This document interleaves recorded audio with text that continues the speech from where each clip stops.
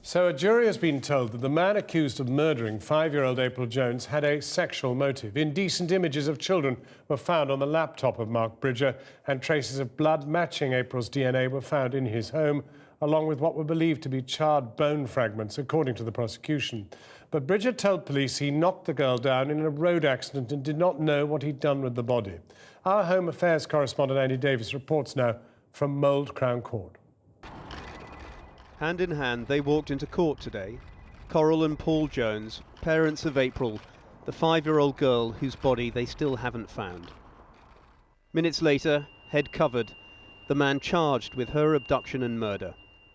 Mark Leonard Bridger, a 47-year-old who has children of his own, accused today of playing a cruel and manipulative game in feigning memory loss over the fate of April Jones. He sat in silence in the dock as the case against him was presented. At one point, the court was played a harrowing 999 call. It is of April's mother, Coral, pleading with the operator. "Please," she says, "my daughter's been kidnapped." Soon a friend has to take over, and in the distance, you can hear the faint voice of someone shouting, "Come home, somebody's kidnapped April. Just come home, please." April was happy and smiling that evening when she got into his Land Rover, according to a friend who was out playing with her. It was just after 7 o'clock in the evening on the 1st of October. April, the court heard, had been out on her bike on the Brynagorg estate in Machynlleth, where she lived. What happened next precisely, the prosecution cannot say, other than that he abducted her, murdered her, and then went to enormous lengths, they say, to try to cover it up.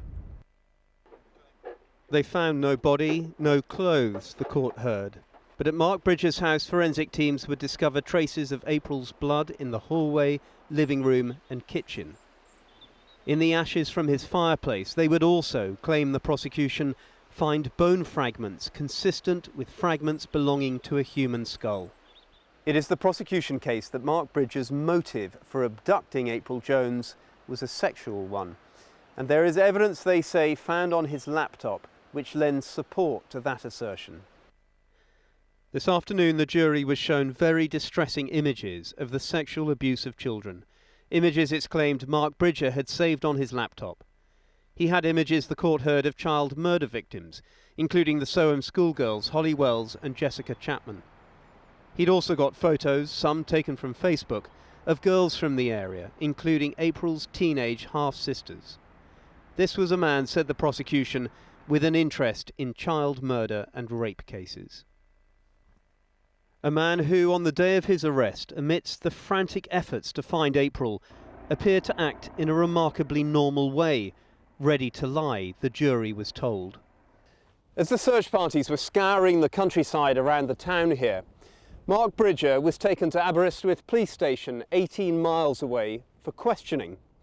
And today, for the first time, we were given an outline of what he told the police happened that night. His account to the police, we were told, was that it was an accident, that he ran April over in his Land Rover, put her in his car to go for medical help, and then drove around Machynlleth with her dead or dying beside him. After that, through a combination of drink, adrenaline and or panic, the court heard he can't remember what happened. Yes, he can, said Elwyn Evans, QC, prosecuting.